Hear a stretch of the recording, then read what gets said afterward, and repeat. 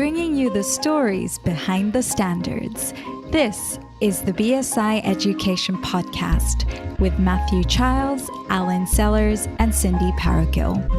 Today's episode is our press conference. Hello, my name is Matthew Childs and I'm with Cindy Parakill. Hi, Matthew. Now, the aim of this podcast is to bring you the stories behind the standards. And for this episode, we're going to do that in the form of our eagerly anticipated press conference. As regular listeners to the podcast will know, over the past few weeks, we've been asking you to submit your burning questions to us about all things standards, both personal and professional. We've had a great response, and thank you so much to everyone who's taken the time to get in touch at education@bsigroup.com. Now, we wanted to do this episode because at the heart of standards lies a very simple and engaging idea, an agreement between people about what good looks like, whether that be for products, services, or processes. But of course, when you scratch the surface, as with any subject, things can get a bit more complicated, and this leads inevitably to lots and lots of questions. Now, when I joined BSI and started working in standards, I spent the first few months asking my colleagues loads of questions. And to be honest, I continue to ask them, probably much to their annoyance, about all sorts of things to do with the standards world. How it works, the terminology, the history, the seemingly never-ending list of acronyms. How about you, Cindy? Same here, Matthew. I had lots and lots of questions.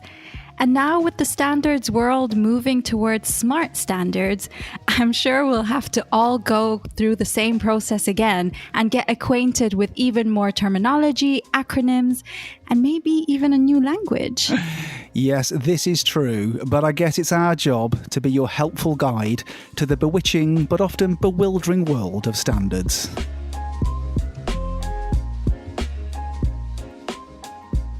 Now, we're sorry we've not been able to answer all of the questions we received this time, but given the amount of interest we've had in this press conference episode, we'll look to do another one later in the year. Now, as well as thanking those of you who sent in questions, we should, of course, also say a huge thank you to the panel of experts we assembled who provided our answers. During this episode, you'll hear contributions from BSI colleagues Daniel Mansfield, Richard Collin and Stephanie Einan, plus Nick von Burr from the University of Kent, and Dan Farrell from the Moulton Bicycle Company. So, Cindy, shall we crack on? Yes, we shall. If you could all settle down and take your seats quickly at the back there, can we have our first question, please? Hi, this is Karen from the United Nations Industrial Development Organization, UNIDO, based in Vienna. Thank you for launching the BSI Educational Podcast series. It is a really great initiative to learn on the importance of standards and how they adapt to such a fast-paced environment. My question for today is on the link between standards and the WTO. More specifically, within the context of Brexit, what role is BSI playing in trade negotiations with the WTO and establishing bilateral trade deals with countries? Thank you. Well, thanks for the question, Karen. It's really good to talk about standards of trade and the role of government and BSI as the UK's national standards body. I'm Richard Collin, BSI's head of European and national policy. So I think I'll start with a bit of context about the World Trade Organization and about international standards. Standards are an important part of the World Trade Organization rules-based system of trade, and in particular the Technical Barriers to Trade Agreement. Now, this Technical Barriers to Trade Agreement has a range of signatories around the world who are required by the agreement to use international standards as the basis for their national technical regulations, unless, of course, those standards wouldn't achieve the regulatory objective that they have.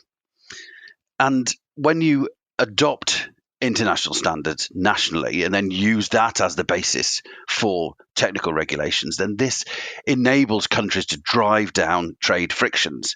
So if I make a product to a national standard in the UK, and I can use that to comply with the UK law, but then I can use it also to comply with the law in other countries in Europe or in Asia or in Africa or wherever, then that reduces unnecessary costs and it reduces regulatory burdens. And then, of course, by doing so also, it promotes good business practice and consumer protection and so on. From a UK perspective, we mustn't underestimate the influence that UK stakeholders have, whether they're companies or consumers or other, when they're developing international standards. These standards are made by delegations from countries coming together and agreeing good practice. And there's no other country in the world that has more participants in the ISO, International Organization for Standardization, process than the UK. The UK also chairs important global work in ISO in issues that are important for the planet, ranging from things like aging societies to sustainable finance. And we're really pleased, myself, Matthew, and all our colleagues, to be hosting the ISO community this September in London for the ISO General Assembly Week, of course, the public health situation permitting. Now, it's important in this question of international standards that all country stakeholders have a chance to influence those standards. That's why we have international processes in ISO and IC, and it's why all these delegations work together so that each national view is heard. Outside these structures, we do hear countries that assert that a standard developed by their stakeholders alone should be seen as an international standard. And they even maybe push for it for recognition by regulation in other countries, but we don't see where the international legitimacy sits in that. It could be a standard accepted around the world in many cases, but unless it's had that systematic national stakeholder input from whichever countries want to take part, then we don't see that that's international standard. So that's some context that I wanted to give to the answer. I'll get more carrying to the detail of that answer now about trade negotiations.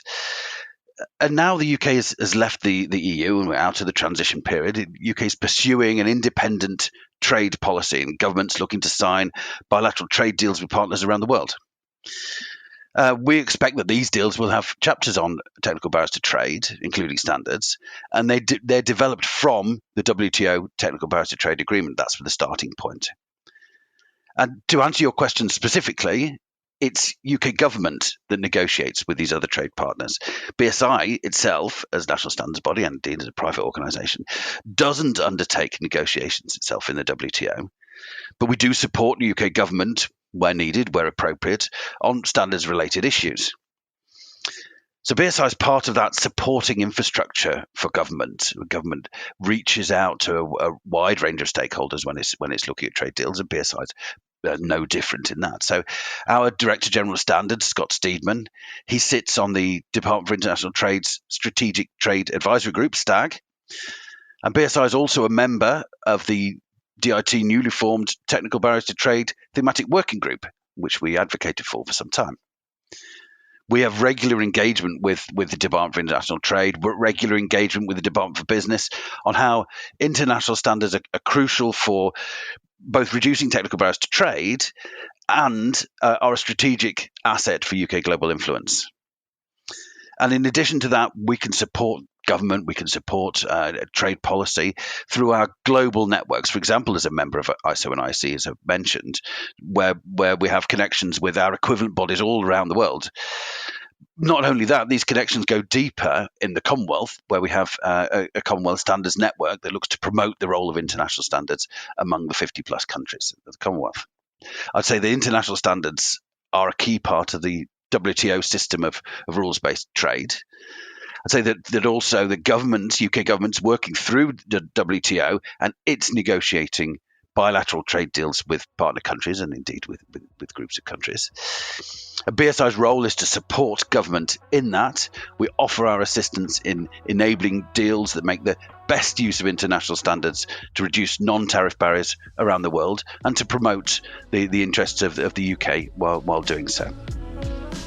Boom. Karen straight in there with the big guns in her question. Standards, Brexit, technical regulations, WTO, international trade negotiations. It was all in there.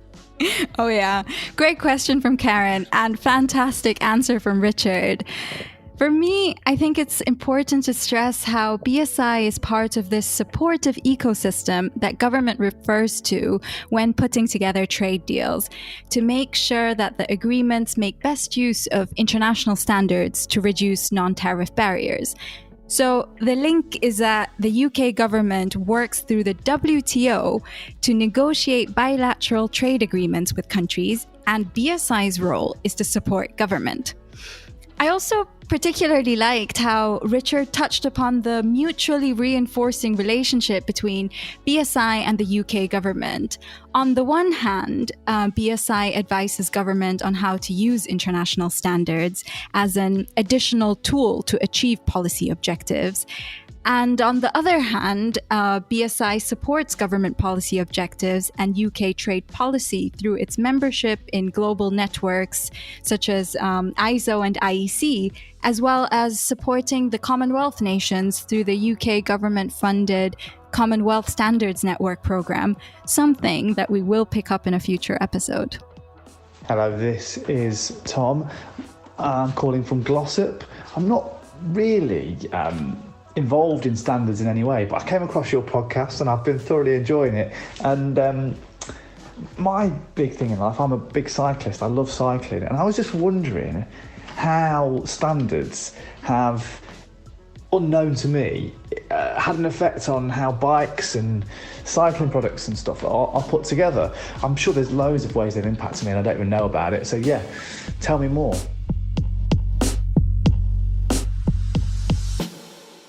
Thank you for your great question, Tom. A nice gear change there from our first question to our second, from Brexit to bicycles. Now, for an answer to Tom's question, I spoke to Dan Farrell. Dan is technical lead at the Moulton Bicycle Company and also chair of BSI committee GME25, which has responsibility for cycle standards and also the UK input into the work of ISO TC 149 and CEN TC 333. So Dan, we've had our great question from Tom, so let's get straight into it. How do standards influence bicycle design and cycling products? Well, not as much as you might think. And indeed, as far as actual British standards are concerned, there is surprisingly little that really affects how bicycles are designed and made. Largely, the standards will follow the designs themselves. Cycle standards are quite mature, at least as far as normal bicycles are concerned. The first UK standard was really BS 6102 from 1983. And from this, most of the modern standard, which is ISO 4210, which is the big cycle safety standard Bible, largely comes from 6102. But we do have some of the older ones, some of the quirky ones that really do define parts of cycles. For example, cycle mechanics may know that some cycle screw threads are not something you will find anywhere else. And we have British Standard 811 from 1950, which defines those thread forms as developed by the Cycle Engineers Institute. And it's an imperial thread size with a metric thread form. No one's really sure why. But when somebody sees one of these cycle threads and wonders what it is, you can show them BS 811 and they can then see how they are formed. There are also many standards that cycle component makers work to, but they've developed those standards themselves. And it's all about fit and performance and how something fits to a frame, how certain things interplay with others. And the cycle industry is unusual in that there are many cycle makers, many frame makers, but there's very few makers of the actual cycle parts themselves that need to fit to those frames. So really the large firms are Shimano, Campagnolo, and SRAM, and there's not really much else other than those. So there's a large element of standardization which is driven by the component makers themselves. Now, Dan, you obviously work in the industry, but I introduced you there as the chair of the BSI committee. So I'm interested to find out how exactly are the standards developed? We work as a committee that is fairly broad-based. So we have a group of those from various different areas who've been involved in cycles for some time and have some significant experience. We have cycle manufacturers and cycle designers. We have members from trade organizations. We have those from the Department for Transport. We have a few from firms that have extensively used cycles, who can all make a contribution into shaping what these are. And we have links, of course, into European standards and international standards. That said, as I did mention before, the normal cycle standards are fairly mature, so there's no real significant changes that are made to those, but we have more recent developments such as e-bikes, we have cargo bikes, where these safety requirements, these performance requirements have to be more stringent than you would have in a normal bicycle. So we do have new e-bike standards. We are working on cargo bike standards, and in that situation, we draw on what others have been working on. So, say in Germany and in France, and we can then bring that into a single cargo bike standard.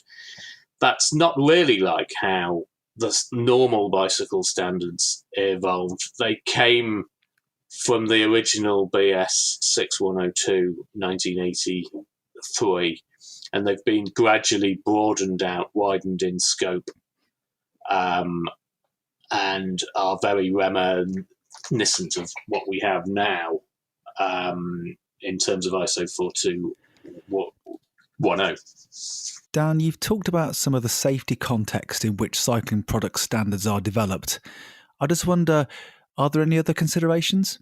In terms of defining or restricting or showing what a bicycle has to be, standards exist only as one part of a regulatory framework which can contain such things as primary legislation, acts of parliament, and secondary legislation, which are statutory instruments, as well as some requirements that other markets may have. So in the UK, for example, there's the Big Road Traffic Act, which will have some things that cycles have to meet in, and we have pedal cycle regulations which will state some more things, and sometimes standards will actually be named within legislation. So it will say, if you're going to sell this, you need to meet this, which makes standards harder to change. Standards themselves are not normally a legal requirement in that way, but if it has been written into legislation, you do need to meet them, and it's of course a lot harder to change legislation than it is to adapt standards to a changing situation. And when are new standards needed? Sometimes when designs and technology develop over time, or when something becomes something comes into widespread use, some greater control, some greater regulation might be required. And if we look at something like e-bikes, they started off in the 1980s basically as a standard bicycle with a motor which needed to be smaller than a certain power, and with very few extra restrictions. They were basically bought into a regulatory framework as a normal bicycle. But now, of course, we have lots of them. And we've learned over the intervening 35 years that we do have to make extra provision, and there are extra requirements. And we now have a very comprehensive e-bike standard, which is EN 15194, which also brings in things like EMC requirements and the machinery directive, and leads to what is actually a much stricter regulatory framework for them than normal bicycles have. Then we get things like e-scooters, which of course are being trialled in various areas now. And these electric transport devices, there are no regulations or standards that exist, and as such, it's very difficult to judge whether a particular e-scooter is going to be safe, or what it can be used for, because we have no standards to test to. We have no regulations. They have to. It is almost an entirely new vehicle class that obviously the government, the Department for Transport, want to bring into use, but need to do that in a way that is going to be safe. And that's a great challenge when you've got something that you've never really had before. I just wondered, Dan, with your experience, having worked in the industry for such a long time, if on a personal level, if you could standardise one part of the bicycle world, what would it be? Well, there's more than one thing that I would really want to standardise. I'm not one for saying you must do things in this way or attempt to restrict what is done, but we've got one or two things. We've got things like cycle lights, which we have a very obsolete standard in the UK, which is 6102/3, which is from 1986, which has been totally overtaken by technology, and it still presumes that lights have filament bulbs, and it's like the LED revolution hasn't occurred, and we end up in the situation now where you can't really buy lights to this original 6102/3 standard, and even if you could, you wouldn't want to, and they wouldn't work very well. So that's one. And then in the general cycle world, we have the standards that cycle component makers use for things like chainring sizes, where they mount to the crank, and how cranks mount into the frame, that make life really difficult for seemingly little reason.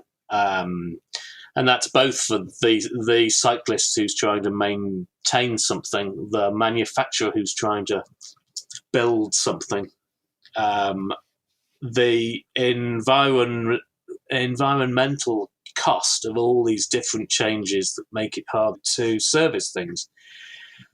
So if we take the simple example of the bottom bracket system, if we go back 20 years, we all had British standard threaded bottom bracket shells, which was to, as we said earlier, BS 811. And we've had lots and lots of different variants and press fits and widths and diameters and bearing sizes. But actually, if you look at it, it might be easier if we just use what we were using at the start, that we know works well, is easy to work with, and is easy to buy all the spare parts for. Thank you to Dan for his answer there. And Tom, we hope you feel that answered your question. You can find links to the work of the Standards Committee GME 25 and the ISO committees that Dan mentioned in the episode notes. For me, it was really interesting to hear how Dan's UK committee is working on e-bike and cargo bike standards and how it's now grappling with the issue of e-scooters. I was also particularly interested in what Dan said about cycling standards evolving primarily around safety issues, and also about the three dominant component manufacturers, Shimano, Campagnolo and SRAM, having such power and influence on cycling product design, driven by the needs of performance. Now, for those who don't know, SRAM has only been with us since 1987, whereas Campagnolo has been going since 1933, and Shimano, well, actually it's Shimano's 100th anniversary this month. And of course, the other thing about cycling products is that it can be as much an emotional issue as it is a technical one. For example, for many road cyclists, only Campag will do. But anyway, we had better move on before this becomes the BSI cycling podcast, although that has got quite a nice ring to it. Now, Tom did ask a cheeky follow-up question by email. He writes, what was the first British standard? Well, Tom, Cindy, dear listeners, for the answer to this particular question, we need to take a step back in time. Standards have been with us for a very long time. In classical Greece, a standard was developed to ensure the quality of the pins used for holding columns together. Both the Greeks and the Romans used standards for making bridges and aqueducts safe structures. Standards were used in connection with the early days of trading. Pots, for example, although handmade, were produced in fairly uniform sizes, ensuring comparable measures. Coins were introduced in an attempt to have more standardised units of payment. Likewise, scales were standardised to avoid cheating in trade. The introduction of the metric system is thought to be among the first international standards, facilitating the comparison of distances across country borders and the preparation of more accurate maps. But standards for products and services emerged at the end of the 19th century and beginning of the 20th century, simplifying procurement and supporting trade and quality. And so this is where our story begins.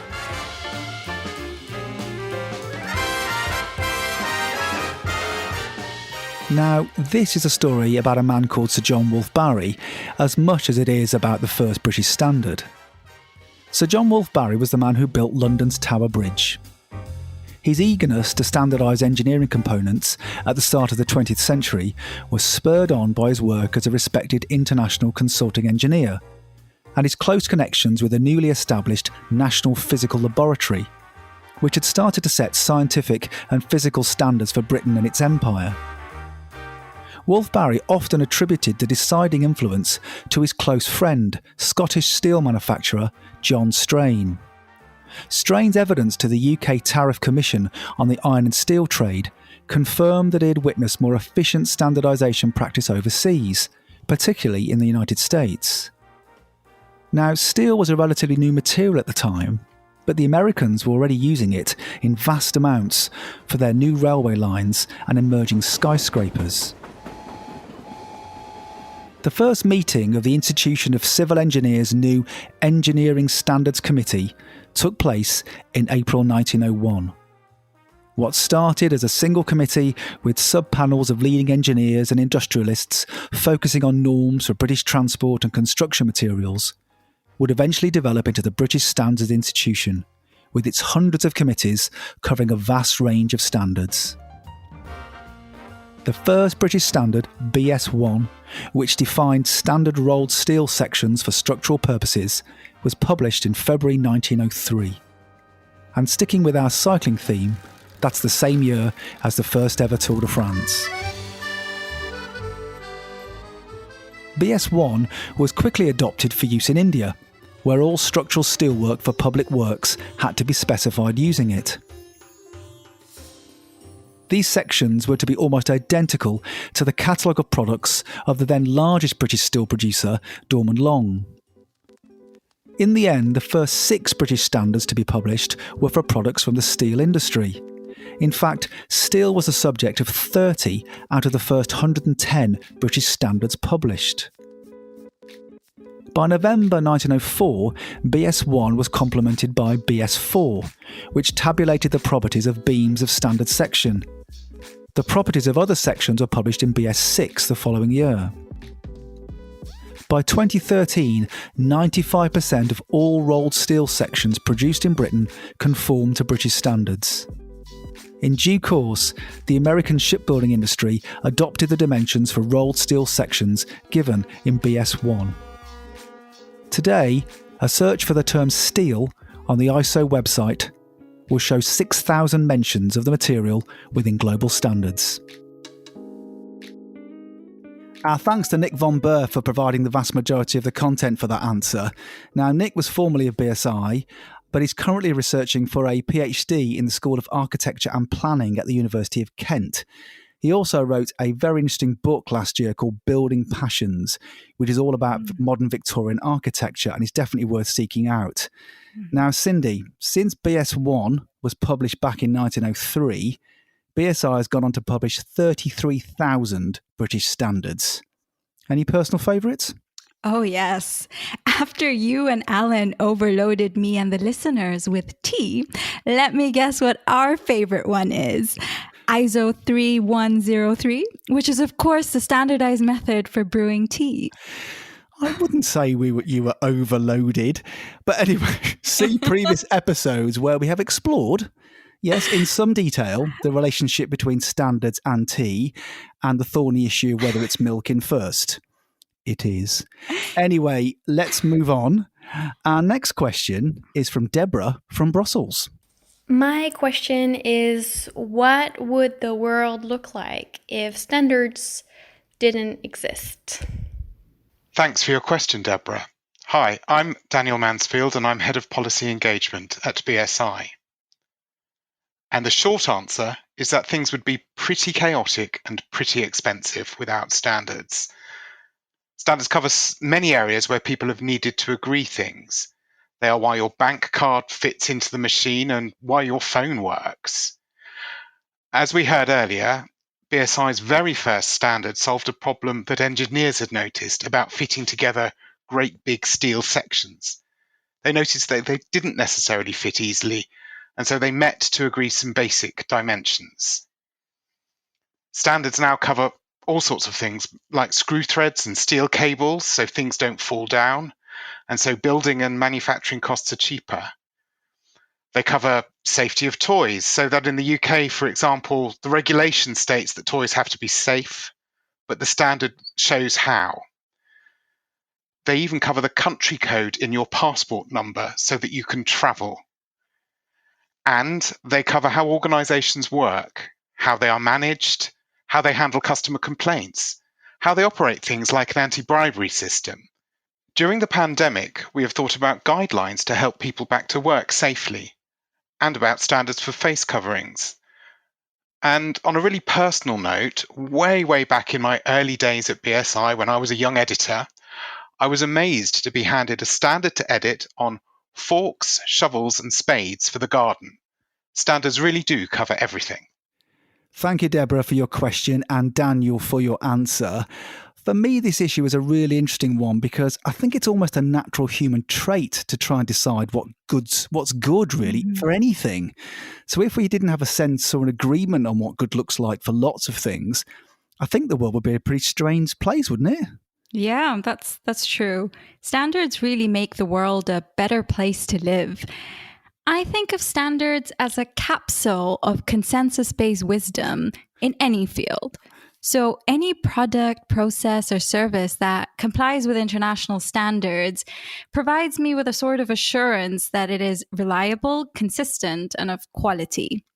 Capsule of consensus. I absolutely love that. I'm looking forward to reading that crime thriller, the debut novel even, from S.T. Andard, Cindy Parakill, and the Capsule of Consensus.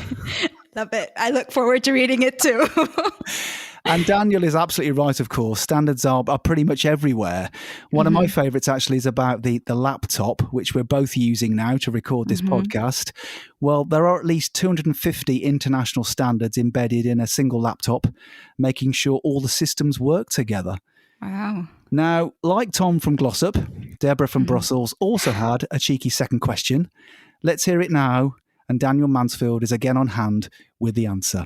I understood from previous episodes that standards have a role to play in key challenges of the society, such as the sustainable future or the digital transformation of our world. But it's still a bit unclear how, so I was wondering if you could tell me more about this. Thank you.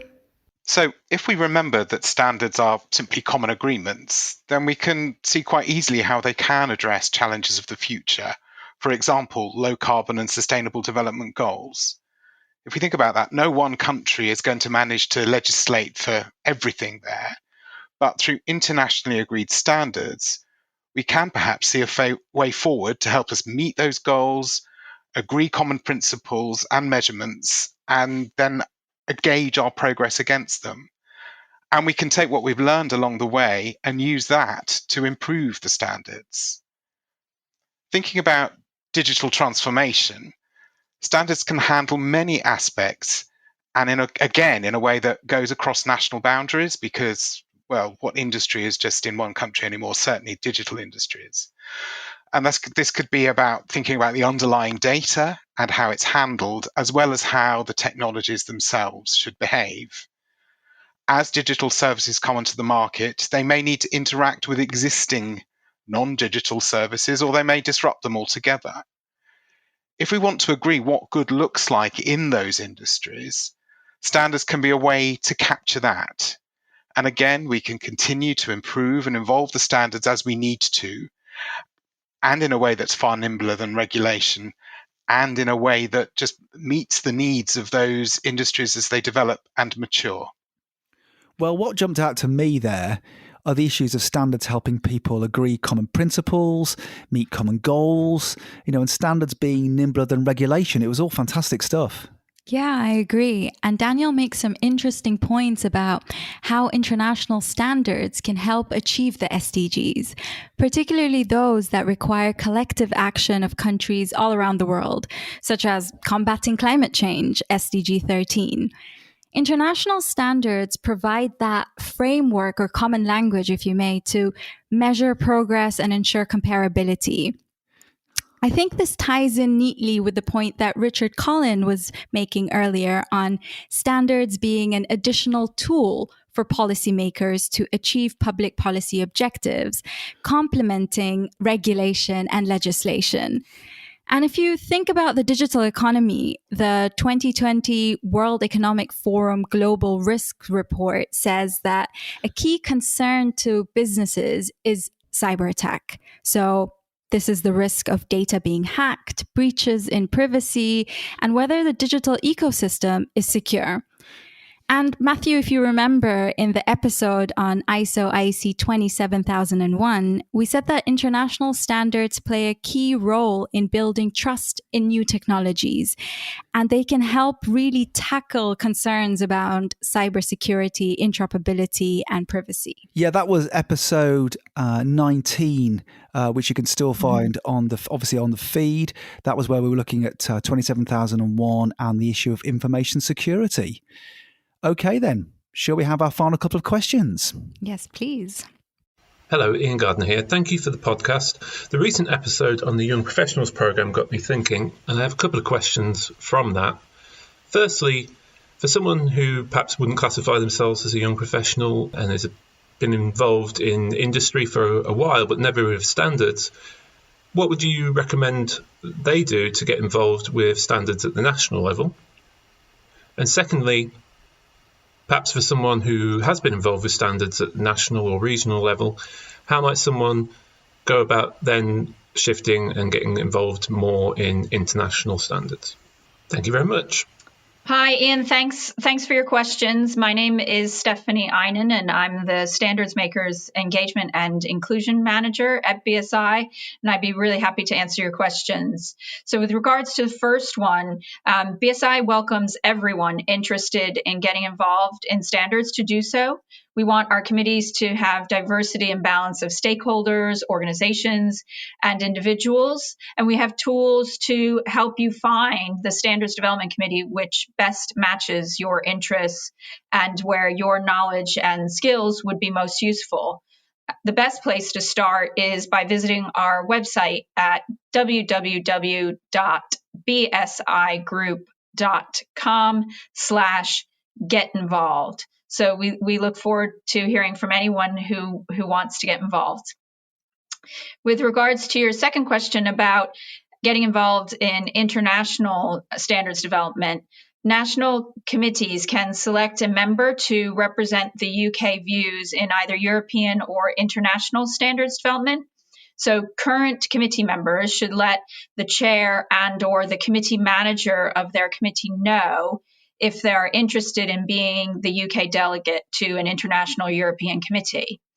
Sometimes there's also the opportunity for UK members with specialist expertise to join an international or European committee as UK experts. So the starting place for getting involved in international standards development is actually the national committee. I hope that helps. Thank you, Ian and Stephanie, for your questions and answers there. And I think it's worth echoing what Stephanie said. If you want to get involved in standards, just visit bsigroup.com/get involved and start your journey from there. Well, Cindy, that was great. And I think we should definitely do this again, don't you? Absolutely. I learned so much. We should say a huge thank you to Karen, Tom, Deborah and Ian for their questions. And thank you also to Richard, Dan, Nick, Daniel and Stephanie for their fantastic answers. A reminder that for more information on BSI education, go to bsigroup.com/education. This link and others on the themes raised in this episode can be found in the episode notes. Do please rate and review us wherever you get your podcasts and share us on social media using the hashtag BSIEdPod. And of course, do please get in touch with us at education@bsigroup.com. Well, I think we should wrap it up there.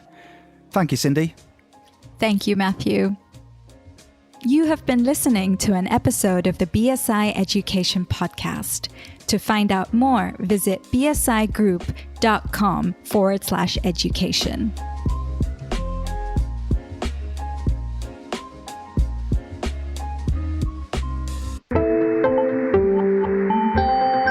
You just heard a Stripped Media production.